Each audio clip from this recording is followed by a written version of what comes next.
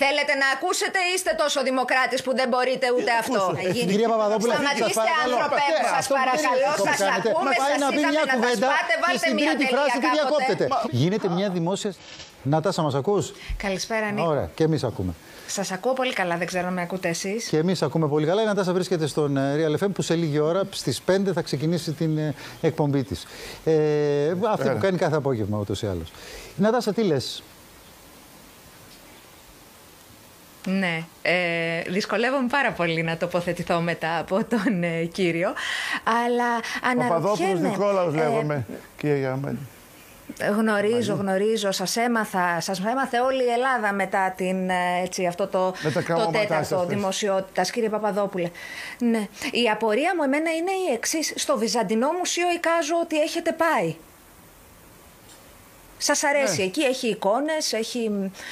Ναι. Έχω χρόνια. Εκεί δεν σας έχει ενοχλήσει ο Άγιος Χριστόφορος? Ο Άγιος Χριστόφορος. Εκεί υπάρχει στην εκκλησιαστική παράδοση λέγεται και Κύνοψ. Ο οποίος είναι. Ναι. Γεια σας. Ο οποίος είναι κοινόμορφος. Τα ξέρω πιο καλά από εσάς. Αυτό δεν είναι όμως με πινέλα στο χέρι και με τσιγάρα στο στόμα. Είμαι σίγουρο τα ξέρετε πιο καλά. Ναι. Εδώ είναι προσβολή του Αγίου Χριστοφόρου. Είναι προσβολή. Είναι εκείνο. Θα ήταν προσβολή ήταν άσχημος, δηλαδή σκυλομούρι το λέγα στο χωριό του. Γι' αυτό να ολοκληρώ. Θα φύγω από αυτό. Θέλω να εξηγήσω ότι τα πράγματα πρέπει να μπαίνουν όλα στο πλαίσιο τους. Δεν νομίζω ότι είστε ιστορικός τέχνης, αγαπητέ κύριε Παπαδόπουλε. Κάνω λάθος? Καρδιοχειρουργός είμαι. Ούτε... Γιατρός.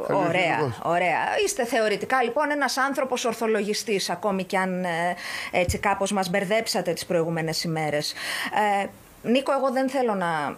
Όχι, μα ο στόχος δεν είναι να κάνουμε αντιπαράθεση, το αντίθετο. Ότι έχουμε και πολλά να πούμε.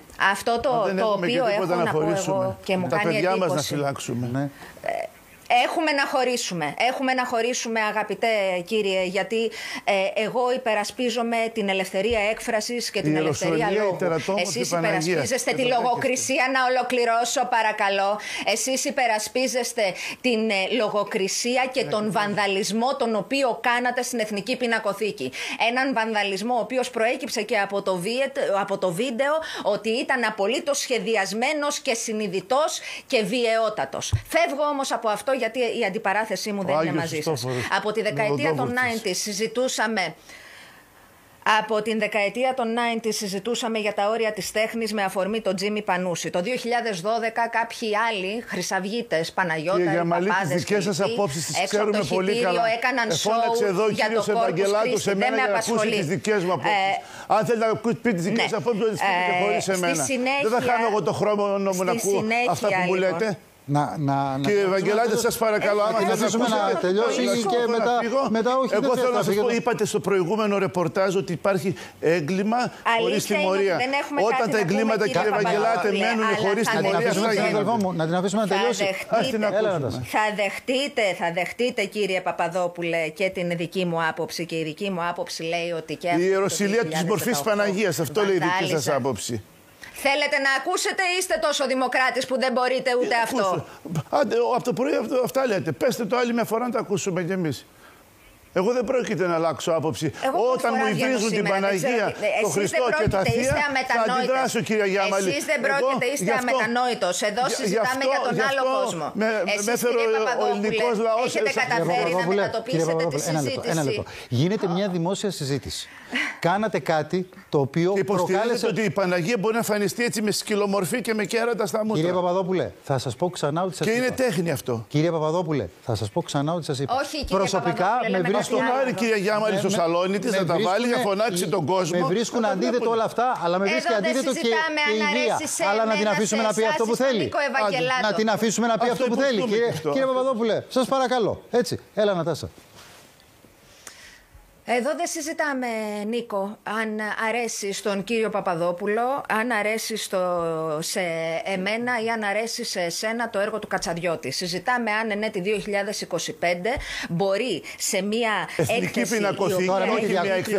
Κυρία Παπαδόπουλο, σταματήστε, άνθρωπε μου, σας παρακαλώ, σας ακούμε, σας είδαμε να τα σπάτε, βάλτε μια τελεία κάποτε. Μην το κάνετε, σας παρακαλώ. Η Εθνική Πινακοθήκη είναι μια έκθεση. Αφήστε την να το πει. Ξέρει, κυρία Γιάμαλη, ότι μην κατεβάζετε και αυτή την εικόνα σαν την εικόνα στην πινακοθήκη, αφήστε την να το πει. Αφήστε την να το πει. Υπάρχει κανόνας για τις εθνικές πινακοθήκες. Ξέρει αυτά. Αν δεν την αφήσετε να το πει, είναι μια ακόμα κίνηση. Τι να την κάνουμε, δηλαδή να πάρω την οθόνη τώρα να τη σπάσω. Αυτό μου λέτε. Όχι, κύριε Παπαδόπουλε. Ωραία, για συνέχισε να δώσω μου.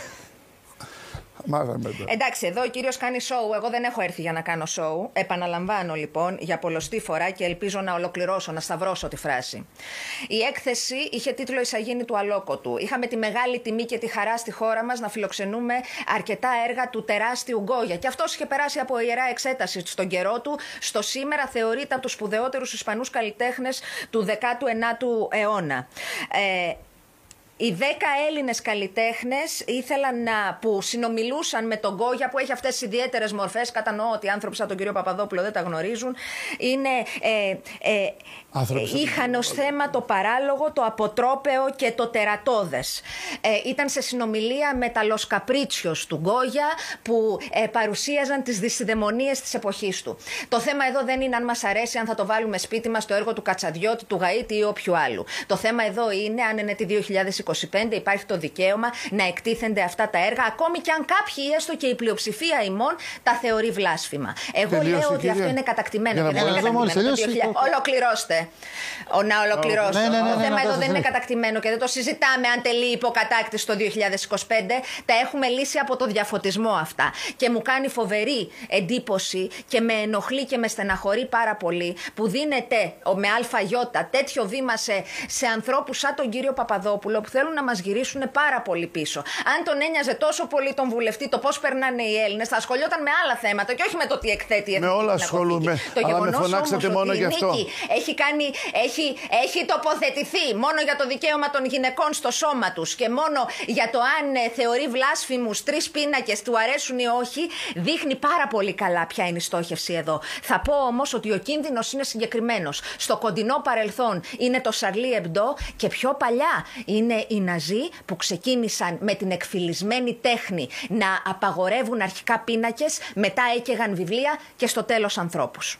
Μάλιστα. Εντάξει. Λοιπόν, ευχαριστώ πολύ κύριε Βαγγελάτη, τα ξέραμε αυτά που θα μας έλεγε. Την Νατάσα να την απελευθερώσουμε γιατί ήθελα να την ακούσουμε, δεν έχει νόημα η αντιπαράθεση. Είπαμε ότι και πρέπει να αρχίσει και την εκπομπή. Στις εθνικές πινακοθήκες